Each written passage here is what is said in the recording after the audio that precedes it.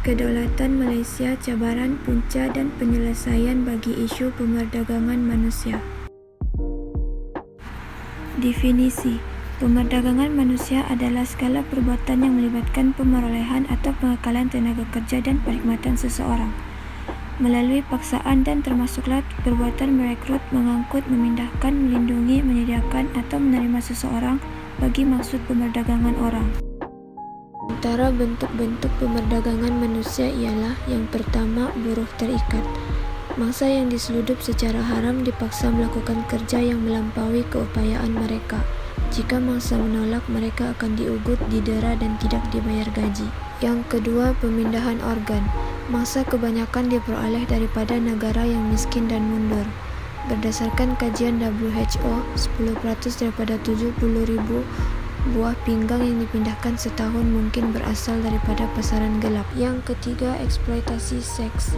Mangsa biasanya akan dijanjikan pekerjaan yang lumayan dan dibawa masuk secara sah atau secara haram.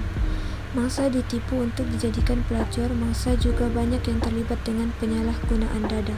Yang keempat, pemerdagangan bayi. Penjualan bayi kepada orang lain oleh sesiapa pun atau kelompok demi keuntungan atau bentuk lain. Permintaan yang tinggi telah menyebabkan bayi dijual dengan harga antara 10,000 hingga 20,000. Punca pemerdagangan manusia. Yang pertama, perkembangan ekonomi yang pesat. Tarikan pekerjaan dan pendapatan lumayan di negara asing dalam pelbagai sektor termasuk sektor haram. Kemiskinan golongan tertindas tidak diberi peluang pekerjaan. Seterusnya, penguatkuasaan yang lemah. Lokasi pintu masuk sempadan atau pelabuhan menjadi tumpuan ajan khas sindiket membawa masuk mangsa pemerdagangan dengan mudah. Terdapat sesetengah pihak berkuasa yang tidak bertanggung jawab mengambil rasuah dari sindiket. Yang ketiga, kelemahan kawalan di sempadan negara yang luas. Sempadan yang panjang di pesisir pantai yang panjang dan terpencil, kelicikan dan pelbagai penyeludupan berlaku. Rasuah pegawai kerajaan dan kekurangan pegawai yang bertugas. Yang keempat, kurang pengetahuan tentang pemerdagangan manusia.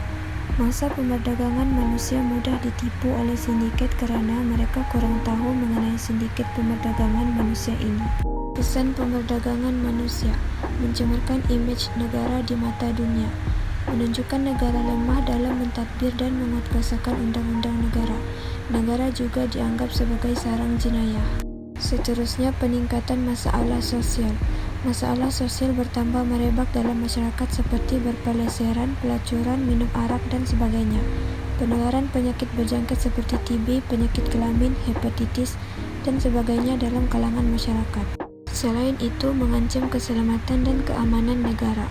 Jenayah yang semakin berleluasa mengancam keselamatan terutamanya wanita dan kanak-kanak yang diperalatkan bagi tujuan tertentu.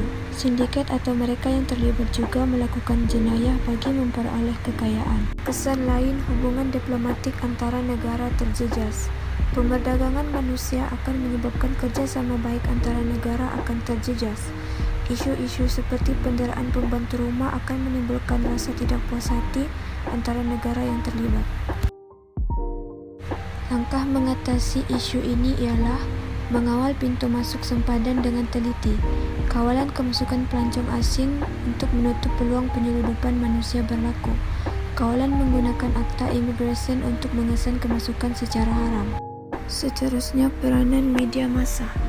Media massa mampu mengurangkan aktiviti ini dengan menyiarkan tentang maklumat-maklumat isu ini. Maklumat tersebut mudah diterima oleh pelbagai peringkat umur. Seterusnya, koordinasi antara kementerian. Penguatkuasaan yang bersepadu antara kementerian dapat membantu mengurangkan aktiviti ini.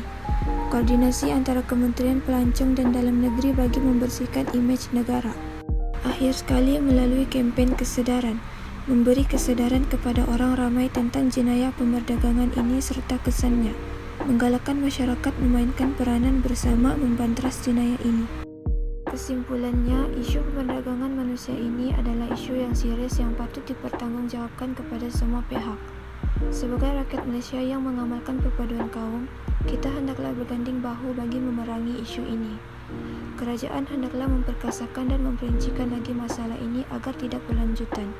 Aktiviti ini perlu dibantras untuk memelihara ketenteraman dan keselamatan negara. Masa depan generasi yang akan datang akan terabai jika masalah ini tidak ditangani segera.